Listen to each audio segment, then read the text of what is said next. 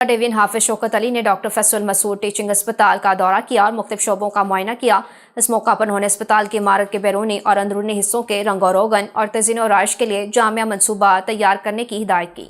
Medical superintendent doctor Khwaja Mohammad Suhail ने briefing देते हुए बताया कि अस्पताल में पार्किंग के निज़ाम को बेहतर बनाने के लिए दाखिल और खारजी रास्ते अलग अलग बनाए जा रहे हैं।